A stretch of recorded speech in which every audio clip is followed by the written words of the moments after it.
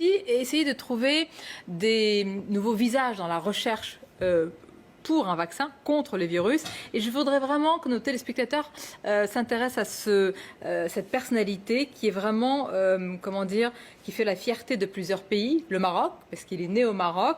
La France, parce qu'il a étudié, mais on le connaît moins en France, il a étudié et il a travaillé pendant 10 ans à l'Institut Pasteur de Paris et les États-Unis, où il était installé. Alors là, on lui a fait des ponts d'or. Pourquoi? Parce qu'il est sur le point vraiment de trouver un vaccin universel. Alors sur le point, évidemment, c'est toujours un vaccin universel contre tous les coronavirus. Il s'appelle El Bachir Ben Mohamed.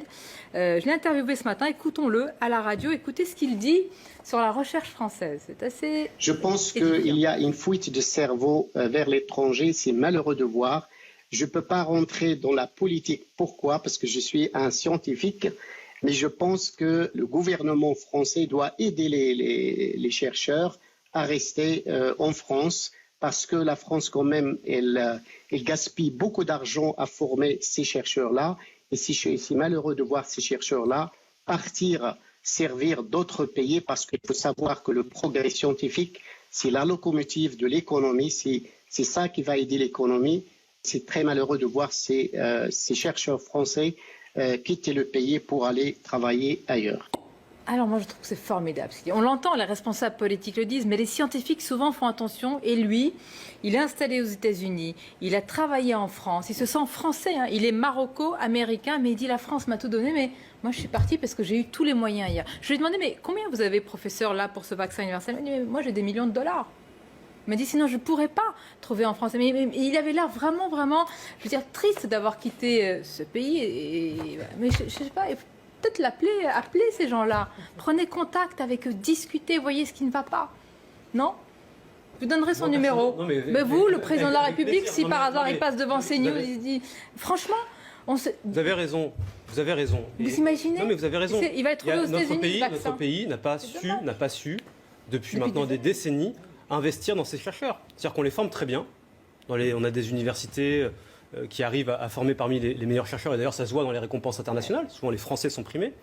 Et effectivement, au bout de ce cursus, il y a souvent une difficulté pour s'insérer dans le marché du travail, pour trouver des laboratoires qui leur donnent les moyens de mener à bien leur recherche. Et malheureusement, on en voit beaucoup trop qui partent. Et une politique volontariste de l'État. Et ce constat-là, c'est un constat qui est un constat français, mais c'est aussi un constat européen. Non, moins.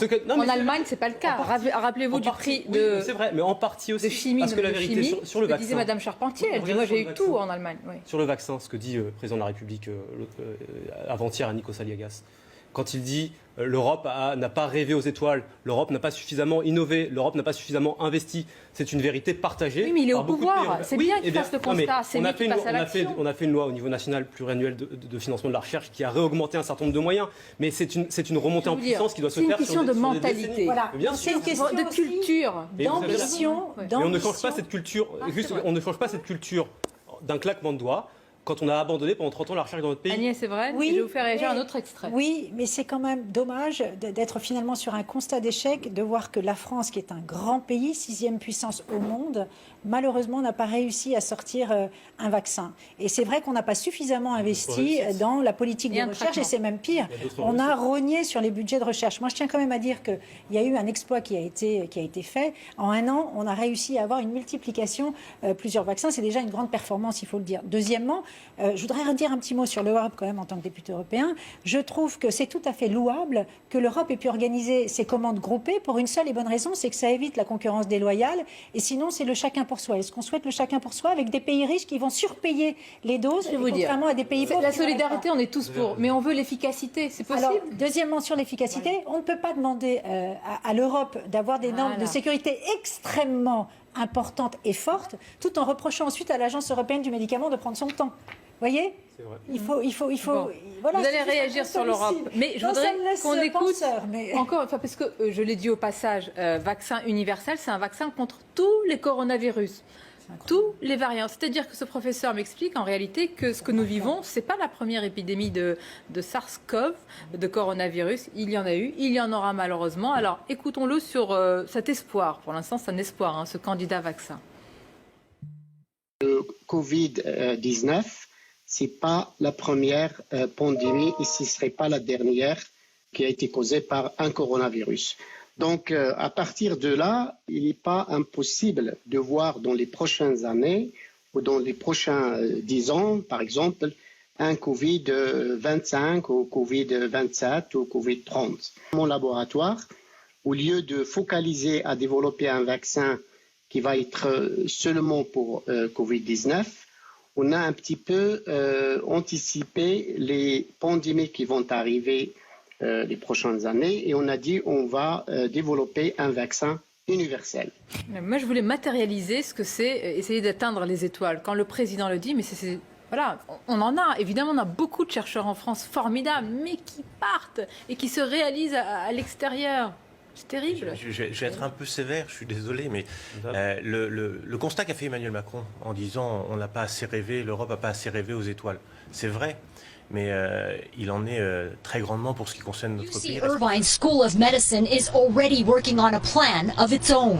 It is what we call universal vaccine. With a multi-million-dollar federal grant, Professor Bashir Ben Mohammed and his team are developing a preemptive vaccine for all coronaviruses. Yes, even the ones we don't know about yet. It will cover also all the other strains of the virus, including common cold coronaviruses.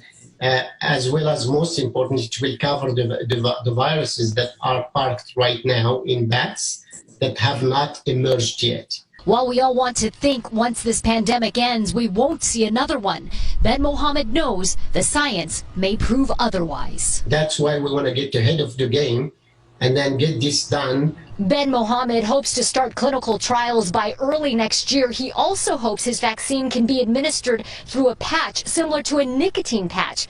He still encourages everyone to get vaccinated now. He tells us he just got his second dose this afternoon. From UC Irvine tonight, Hedy Chang, NBC4 News.